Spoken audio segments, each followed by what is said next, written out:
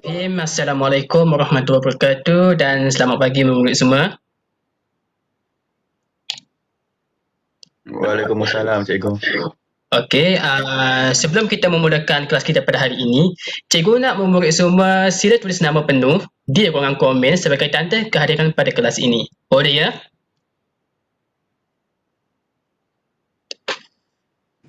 Boleh cikgu. Baik, okey. Cikgu dah tengok ada yang jadi nama.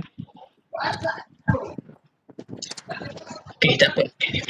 Okey, pada hari ini sebelum kita memulakan topik kita pada kelas ini, cikgu akan memaparkan satu cerita Malaysia. Okey. Nampak ke? Nampak, cikgu? Nampak. Okey. Cerita Malaysia ni kita ada 14 negeri. Betul, ada 14 negeri. Jadi cikgu nak tanyalah, siapa pernah pergi Pulau Pinang? Saya cikgu. Siapa tu? Saya, cikgu. Syawal. Pernah pergi Pulau Pinang? Okey. Syawal, cikgu nak tanyalah, dekat Pulau Pinang tu apa yang Syawal dapat lihat dari segi sekitaran Pulau Pinang tu? Kalau saya dapat lihat situ ada jabatan terpanjang di Malaysia. Ya, dekat Pulau Pinang ada jabatan yang terpanjang di Malaysia. Okey, dekat Pulau Pinang juga ada apa Syawal?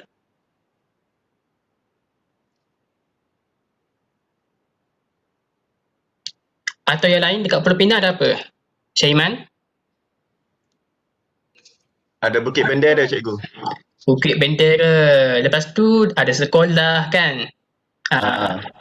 Walaupun Pulau Pinang ni dia tempat dia kecil tapi disebabkan ada kemudahan infrastruktur, sekolah, jabatan semua tu, dia dapat menarik orang-orang untuk datang ke Pulau Pinang. Jadi agak-agaklah penduduk di Pulau Pinang tu dia macam mana penduduk dia?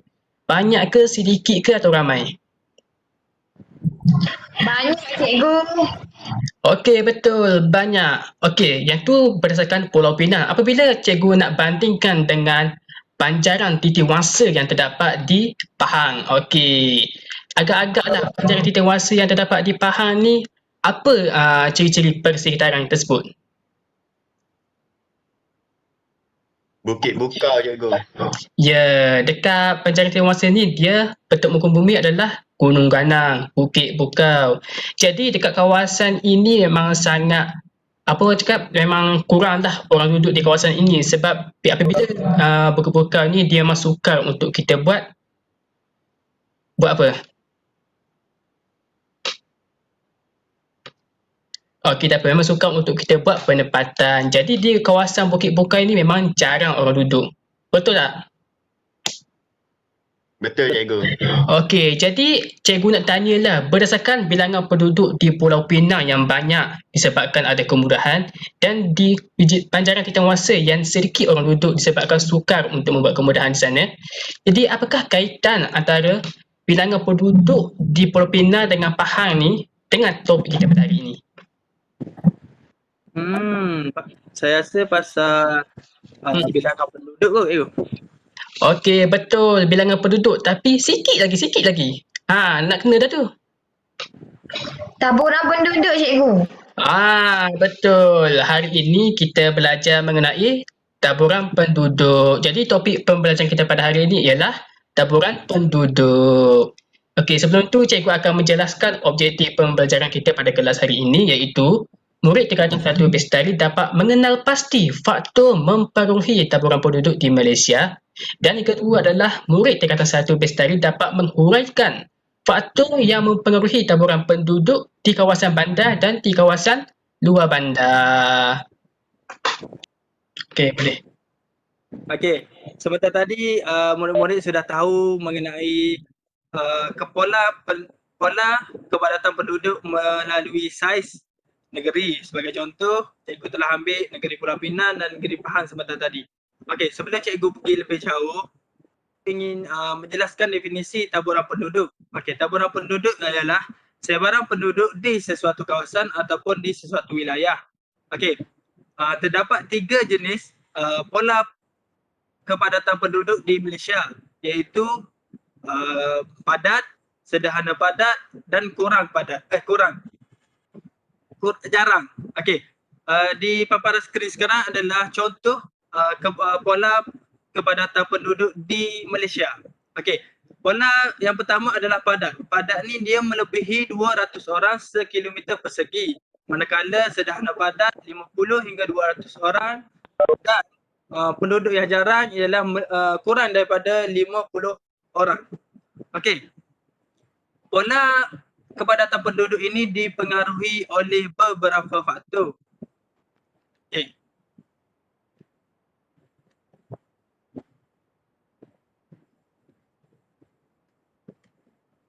Okey, yang pertama, ini adalah faktor-faktor yang mempengaruhi taburan penduduk. Okey, berdasarkan gambar yang murid-murid semua tengok, gambar pertama ni adalah gambar kalau kita dapat kaitkan faktor apa yang mempengaruhi ketaburan penduduk pada gambar pertama.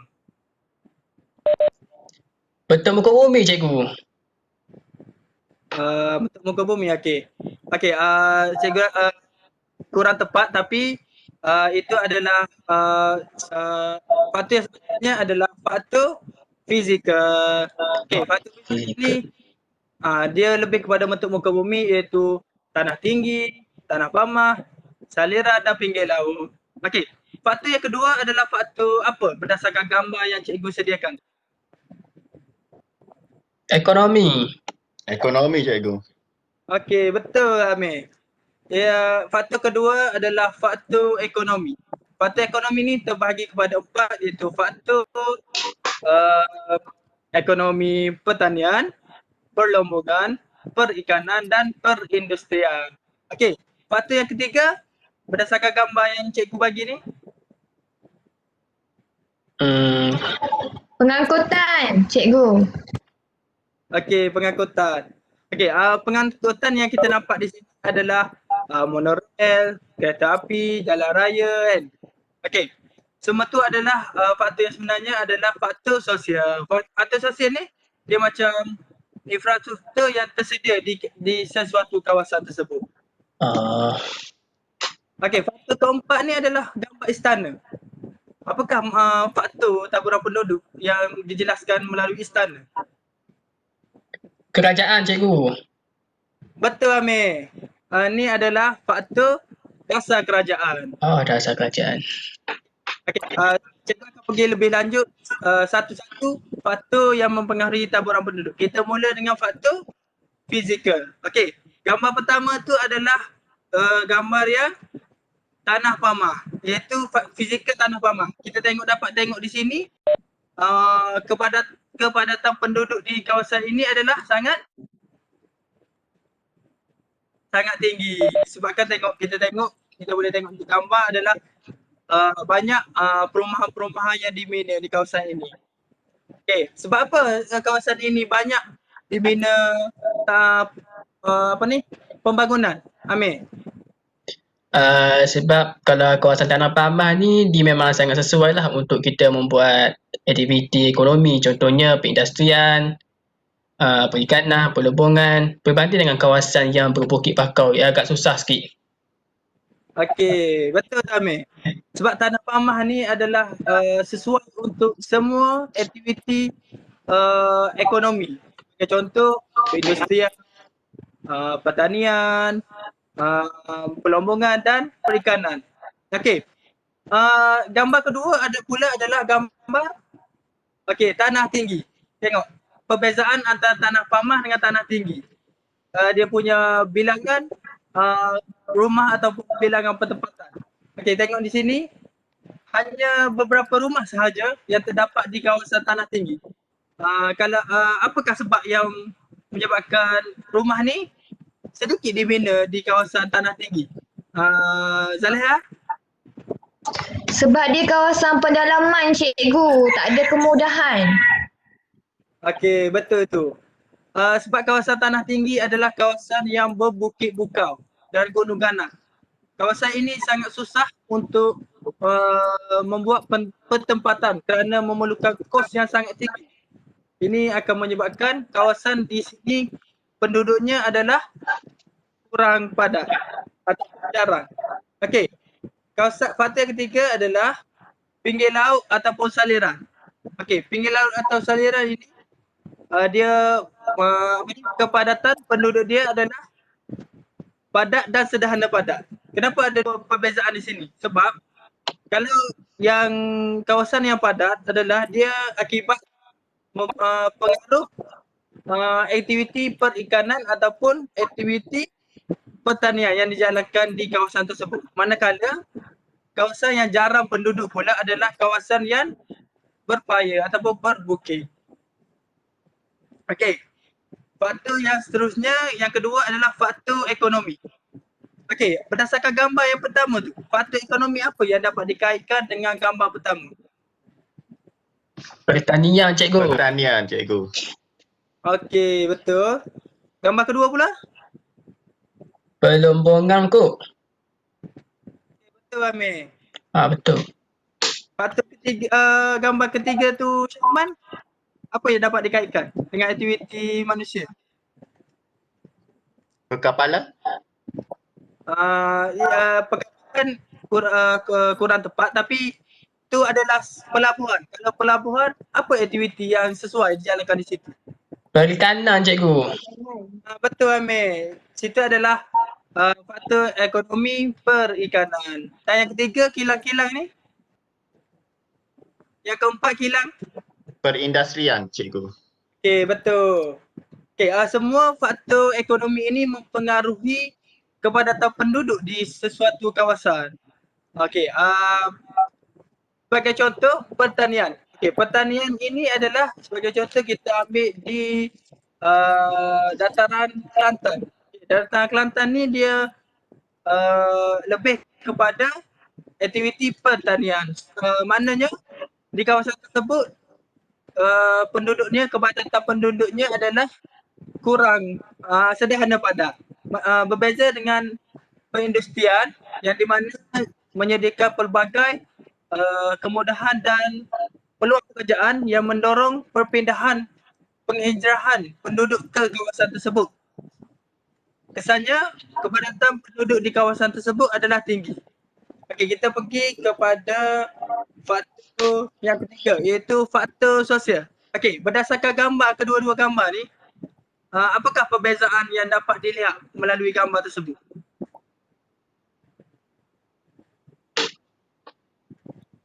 Kalau gambar yang tu bandar, cikgu. Dia ada jalan raya, ada bangunan. Kalau yang sebelah tu jalan pun macam biasa je, tak ada tanah. Dia macam jalan ke tanah je, tak ada bangunan apa semua.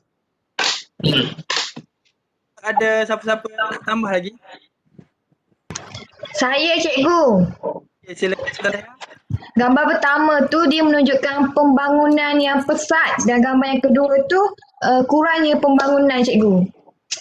Okey, betul tu, betul Zaleha dengan Amir. Okey, faktor sosial ni adalah faktor yang mempengaruhi infrastruktur. Sebagai contoh, gambar pertama kita dapat lihat dengan adanya jalan raya, adanya di situ adanya mungkin sekolah, universiti dan monorail apa semua jaringan pengangkutan yang lengkap. Berbanding dengan gambar yang kedua adalah tiada jaringan pengangkutan. Okey, di sini infrastruktur di sini perbezaan kepadatan penduduk. Di sini kita dapat lihat di gambar pertama yang mempunyai pelbagai infrastruktur kemudahan seperti jalan raya, elektrik, kemudahan komunikasi dan pengangkutan. Berbeza dengan gambar kedua. Okey, di sini kita dapat lihat gambar pertama pola kepadatan penduduknya adalah padat dan gambar kedua adalah jarang. Disebabkan kawasan pedalaman tidak mempunyai kemudahan sosial yang lengkap. Okey. Okey, ketiga adalah yang terakhir adalah dasar kerajaan. Okey, gambar pertama. Apa yang dapat dikaitkan dengan dasar kerajaan dengan gambar pertama? Felda, cikgu, Felda. Okey, Felda. Gambar kedua? Taman. Okay, tamat. Tamat Dia- cikgu. Kota Simpan, Bukit Nanas. Okey. Di sini kita dapat lihat dasar kerajaan pada gambar pertama adalah Kedah, iaitu satu tanah rancangan yang pembukaannya di kawasan pertanian. Okey, kawasan di sini adalah kawasan yang sederhana, padat. Sebagai contoh, cikgu ambil Perda Sahabat di Sabah. Okey, manakala yang kedua adalah perwataan hutan simpan. Dan kawasan di sini juga adalah pola kepadatan penduduknya adalah disebabkan oleh hutan simpan yang dijalankan oleh kerajaan untuk menjaga kelestarian hutan kita. Okey, kita pergi kepada aktiviti seterusnya. Okey, murid semua, tadi murid semua dah kenal konsep taburan penduduk, jenis-jenis taburan penduduk dan juga faktor-faktor yang mempenuhi taburan penduduk. Semua dah faham ya? Dah cikgu. Okey, cikgu tahulah kalau kita belajar dalam talian ni memang situasi yang agak berbeza sikit kalau kita belajar secara bersemuka. Jadi untuk mengelakkan rasa bosan murid semua, cikgu ada sediakan satu permainan. Permainan ni cikgu dinamakan sebagai kuis di aplikasi Kahoot. Jadi cikgu nak murid-murid semua masukkan kempen Kahoot ini ke dalam aplikasi Kahoot. Sekejap. Semua nampak ke kod Kahoot ni? Nampak cikgu. Kalau dah nampak, cikgu nak kamu semua masukkan kod ini ke dalam Kahoot dan kita akan buat permainan kuis seperti nanti. Okey, dah boleh masuk ya. Okey, kita ada Syahira, Syafiqah, Zaleha. Letakkan nama sebenar kamu ya, jangan nama sembarang pula. Okey. 1, 2, 3, 4. Oh, ramai.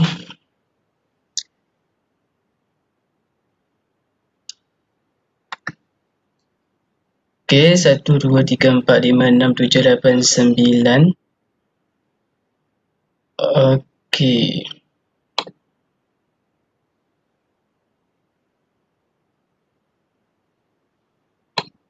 Okey, memandangkan kawan-kawan kita lain ada masalah rangkaian internet, tak apa, kita akan mulakan dulu. Boleh ya? Semua dah ready ke? Dah cikgu. Tapi sebelum tu cikgu nak bagi tahu sikit kan, dekat kuis ni kita ada 5 soalan. Soalan dia mudah saja. Murid-murid semua ada 2 pilihan jawapan. Pilih jawapan A atau B. Tu je. Ada 5 soalan. Jadi masa nak menjawab kuis ni, setiap soalan ni adalah 10 saat. Jadi murid-murid perlu jawab dengan cepat je.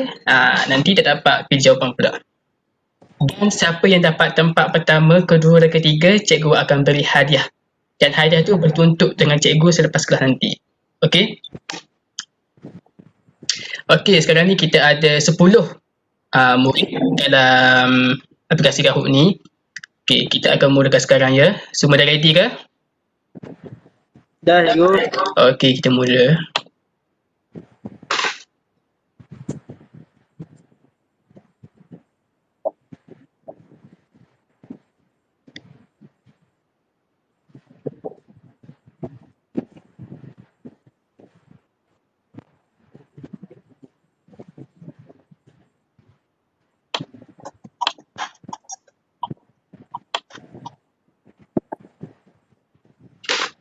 Okey, dekat sini cikgu lihat ada 8 murid yang menjawab yang betul lah.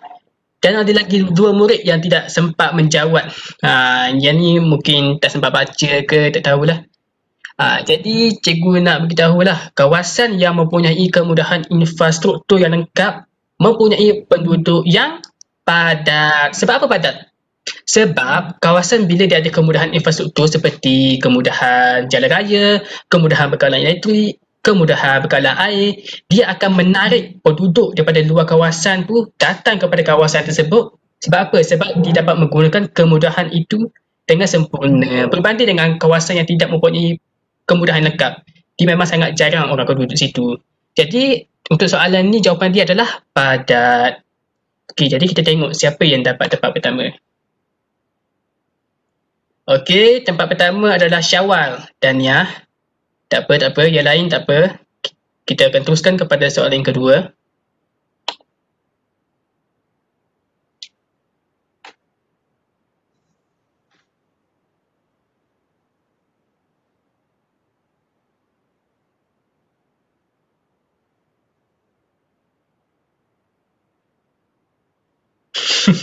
Okey, cikgu tengok sini ada 9 murid yang betul dan 1 orang murid yang salah.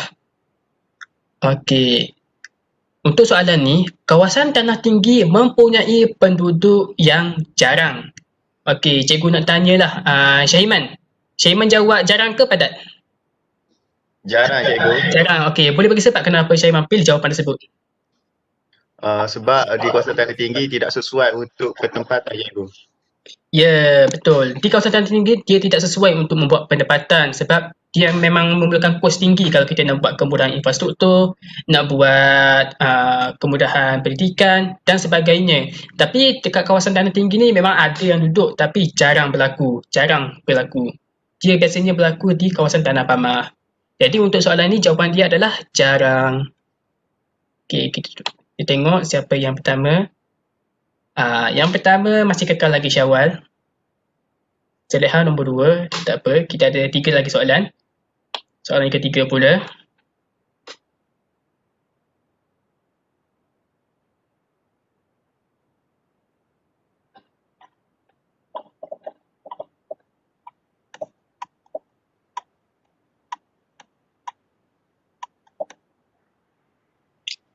Wah, pandai semua.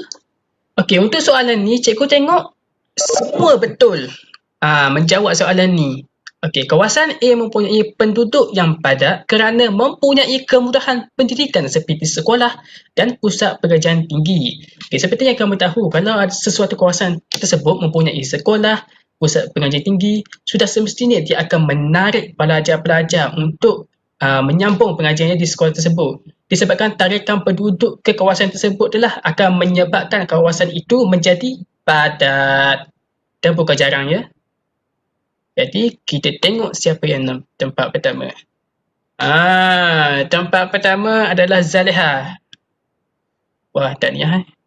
Dan sekarang ni kita akan teruskan kepada soalan yang keempat.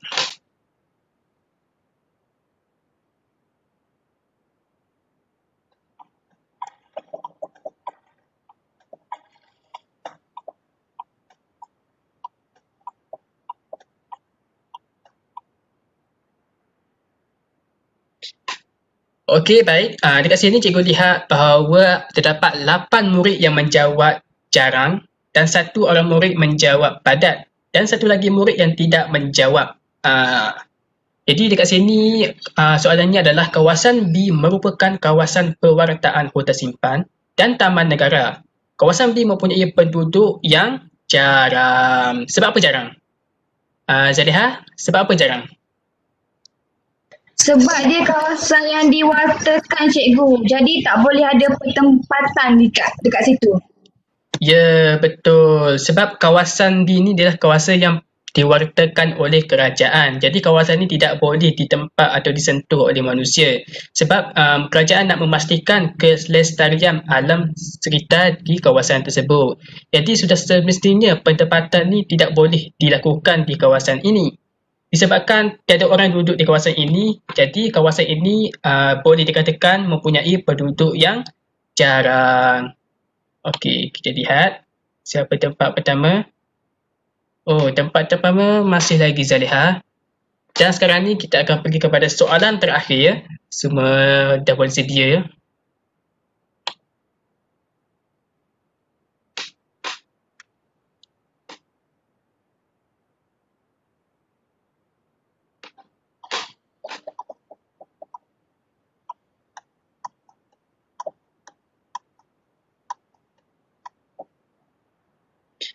Okey, bagus. Cikgu lihat bahawa semua murid yang menjawab betul iaitu padat. Penghijrahan penduduk ke kawasan C atas faktor perindustrian akan menyebabkan penduduk kawasan C menjadi padat. Okey, Syawal. Kenapa Syawal jawab padat? Kenapa tak jawab jarang? Okey, saya jawab padat kerana faktor perindustrian ni dia menyediakan banyak peluang pekerjaan kepada penduduk, maka penghijrahan penduduk ke kawasan tersebut akan meningkat dan pola kawasan C akan menjadi padat. Baik, betul. Disebabkan faktor perindustrian yang menyediakan pelbagai peluang pekerjaan kepada penduduk menyebabkan penduduk yang di luar kawasan dia akan bergerak masuk ke dalam kawasan C dan kemudian bukan sahaja dia bekerja di kawasan C, malah dia akan membuat penempatan di persekitaran kawasan itu. Jadi menyebabkan kawasan C ini mempunyai penduduk yang padat. Jadi kita lihat siapa yang tempat pertama, kedua dan ketiga ya. Oh, tempat ketiga Fatin, tempat kedua Syawal dan tempat pertama ialah okey Zaliha. Tahniah Zaliha. Jadi ketiga-tiga murid ni nanti cikgu nak kamu semua bertuntutlah dengan cikgu nanti selepas kelas ya. Jadi berdasarkan kuis kita pada hari ini, cikgu lihat bahawa ramai murid yang menjawab dengan betul daripada menjawab yang salah. Cikgu dapat membuat kesimpulan bahawa murid-murid semua dah dapat kenal pasti faktor-faktor yang mempengaruhi kepadatan atau kekurangan penduduk. Okay, memandangkan kamu semua sudah faham apa faktor taburan penduduk di Malaysia. Jadi cikgu nak buat aktiviti berkumpulan. Sebelum aktiviti berkumpulan ini, cikgu telah memasukkan kamu semua dalam dua kumpulan WhatsApp yang mana sesetengah kamu dapat kumpulan yang pertama dan kumpulan yang kedua. Jadi dalam kumpulan itu kamu perlu berbincang dengan rakan-rakan kamu untuk mengenal pasti jenis taburan penduduk di kawasan bandar dan luar bandar. Jadi untuk kumpulan yang pertama, cikgu nak kamu ambil kawasan luar bandar iaitu kawasan Gua Musa ini. Dan untuk kumpulan yang kedua, cikgu nak Kuala Lumpur untuk kamu berbincang dalam kumpulan WhatsApp. Jadi cikgu bagi kamu masa selama 3 minit untuk berbincang dan selepas tu cikgu nak sebut nama wakil dari setiap kumpulan untuk membentang jawapan kamu. Boleh tak? Boleh. Okey, terima kasih respon. Okey, kamu boleh mula berbincang sekarang dalam kumpulan WhatsApp masing-masing.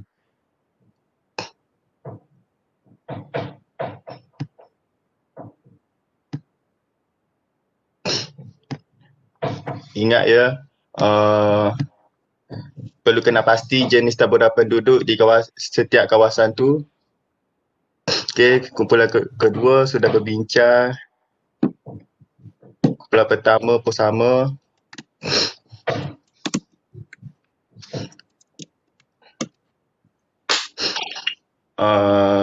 Kamu perlu jelaskan faktor taburan penduduk di kawasan itu.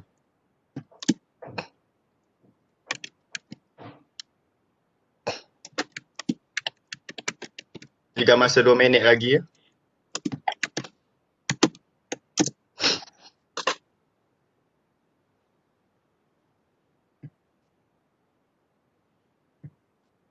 Ada kumpulan mana-mana yang dah siap? Belum lagi cikgu. Okey.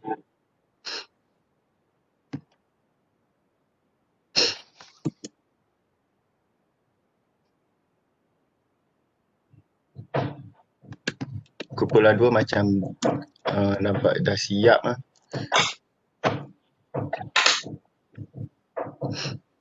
Kumpulan 1 dah siap belum? Belum cikgu.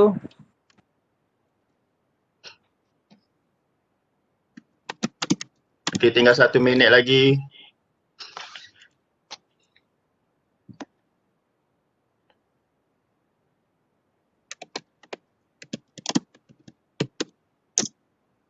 Kumpulan 2 dah siap?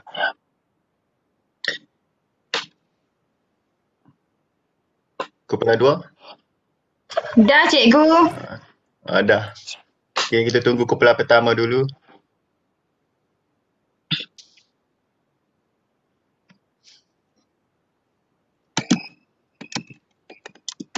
Tinggal 30 saat lagi.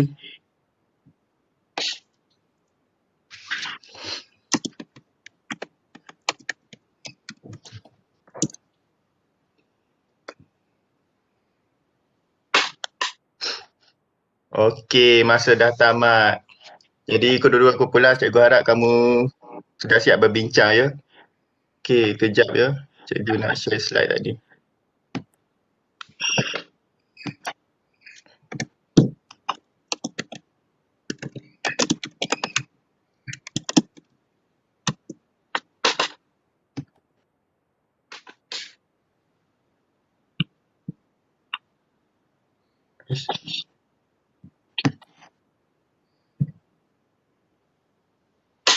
Okey, kamu dah siap ke? Jadi saya nak kumpulan 2 yang dapat Kuala Lumpur kan. Jadi saya nak Siti Zaleha untuk membantah jawapan kamu. Siti Zaleha? Ya cikgu. Kami dapat apa Kuala jawapan Lumpur. Okey, Kuala Lumpur ni merupakan sebuah kawasan bandar. Jadi dia berpenduduk yang padat cikgu. ya, betul. Faktor pertama dia faktor sosial. Disebabkan Kuala Lumpur ni mempunyai kemudahan seperti pengangkutan, pendidikan dan perkhidmatan menyebabkan ianya menjadi tumpuan penduduk. Faktor kedua, faktor ekonomi. Terdapat banyak syarikat besar dan multinasional dapat membuka peluang pekerjaan kepada penduduk di sana sekaligus meningkatkan taraf hidup. Itu je cikgu. Okey, terima kasih Zaleha. Betul jawapan Zaleha itu. Kuala Lumpur memang kawasan yang berpenduduk padat. Yang mana Kuala Lumpur ni banyak kemudahan awam. Sebagai contohnya pengangkutan awam LRT, monorail. Sebab apa banyak kemudahan itu? Sebab untuk memudahkan perjalanan penduduk di sana untuk ulang alik dari tempat kerja.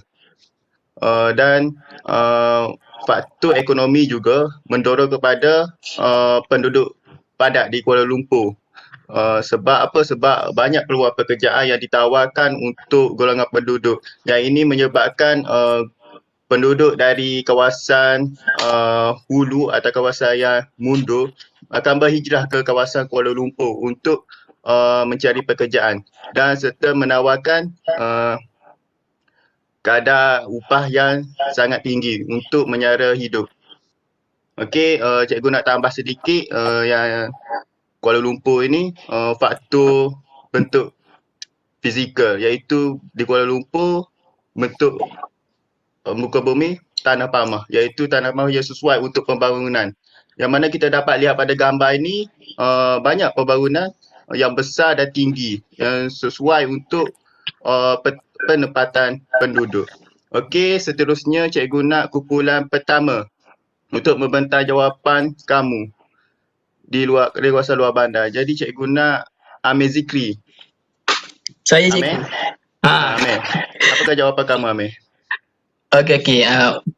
Berdasarkan perbincangan kumpulan kami tadi, kumpulan kami telah dapat pasti bahawa pola penduduk di kawasan Gua Musang ini adalah dia sederhana, padat atau jarang.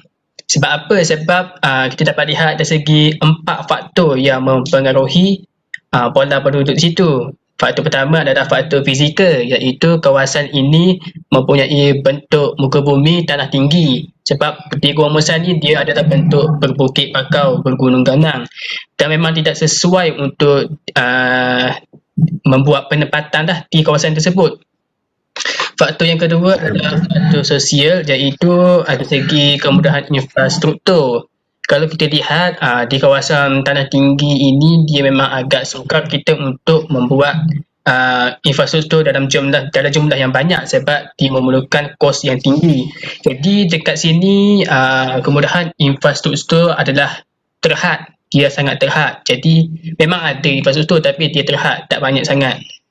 Disebabkan itu kurang penduduk yang akan menempat di sini.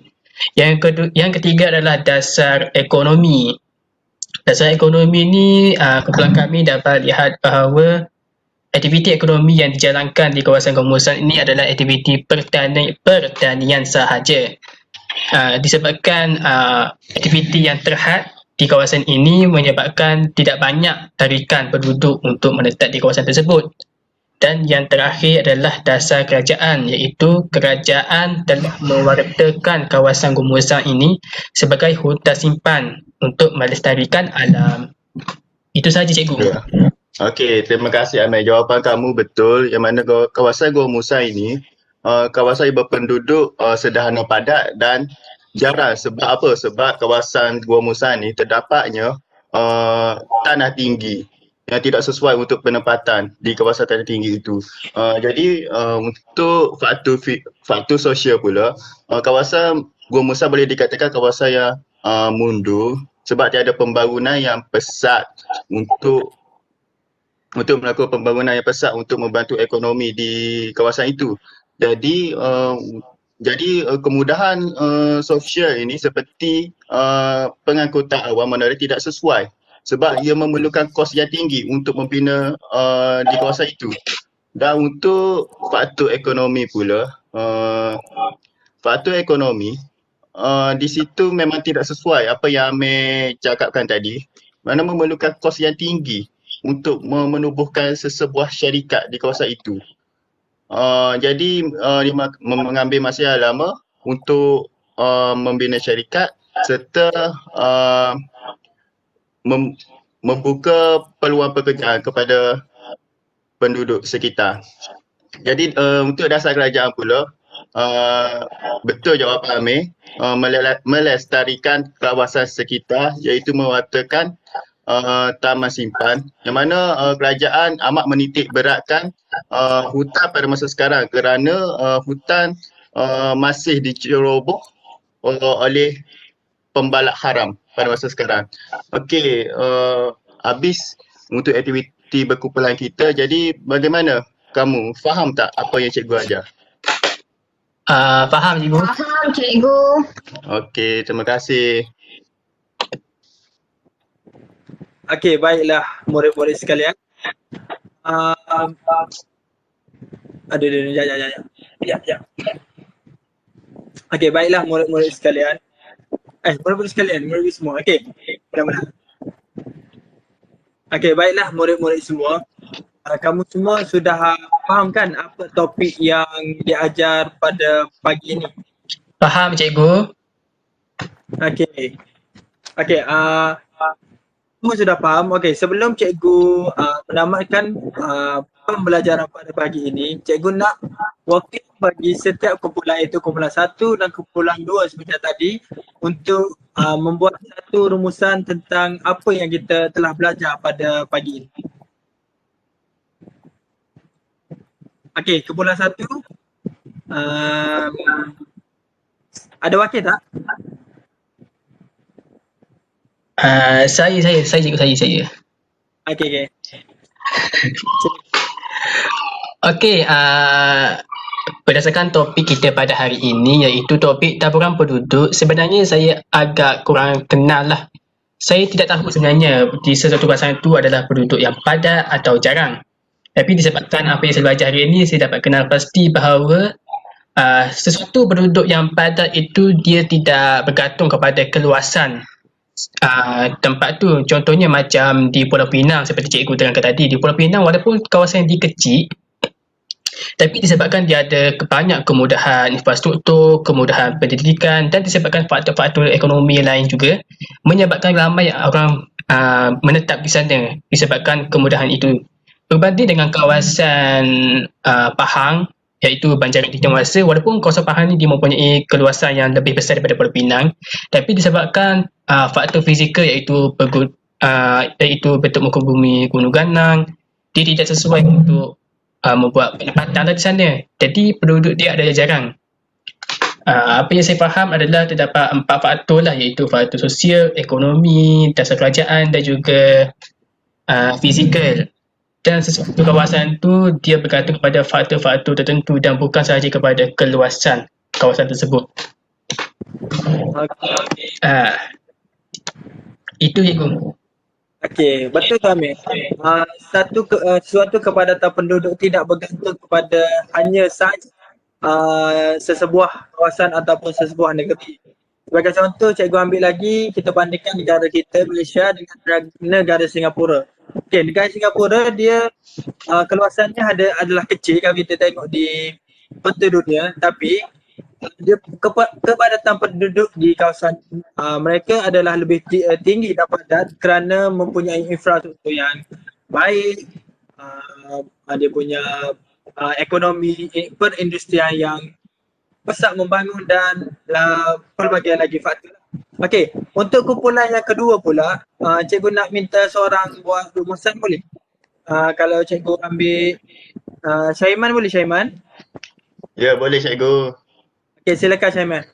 Ya, cikgu, apa yang saya faham tentang taburan penduduk ni, mana di sesuatu kawasan itu dipengaruhi oleh faktor fizikal, faktor ekonomi, faktor sosial dan dasar kerajaan. Yang mana keempat-empat faktor ini, dia akan mempengaruhi taburan penduduk yang mana akan berhijrah di kawasan yang lebih maju. Itu sahaja cikgu. Okey, rumusan yang baik daripada kumpulan 1 dan kumpulan 2. Okey, cikgu akan merumuskan lagi apakah yang kita belajar pada pagi ini. Okey. Okey, di sini adalah kita belajar daripada taburan penduduk, kita belajar taburan penduduk. Kita belajar jenis taburan penduduk iaitu penduduk padat, sederhana padat dan jarang. Okey, kita juga belajar pada pagi ini adalah faktor yang mempengaruhi taburan penduduk iaitu faktor fizikal, faktor ekonomi dan faktor sosial dan faktor kerajaan. Okey, sebelum cikgu menamatkan pembelajaran pada pagi ini, cikgu lihat semua murid sudah faham apakah taburan penduduk dan apakah faktor-faktor yang mempengaruhi taburan penduduk di sesuatu kawasan tersebut. Okey, untuk yang tadi, untuk yang pemenang soalan kahut tadi, kamu membuat tuntutan kepada cikgu selepas tamat pembelajaran pada pagi. Okey, cikgu rasa itu saja untuk pembelajaran pagi ini dan cikgu ucapkan terima kasih kepada semua kerana terlibat pembelajaran dan memberi kerjasama yang baik sepanjang tempoh pembelajaran dijalankan. Okey, kita jumpa pada minggu hadapan dengan topik yang berbeza pula. Terima kasih. Terima kasih cikgu. Terima kasih cikgu. Sama-sama.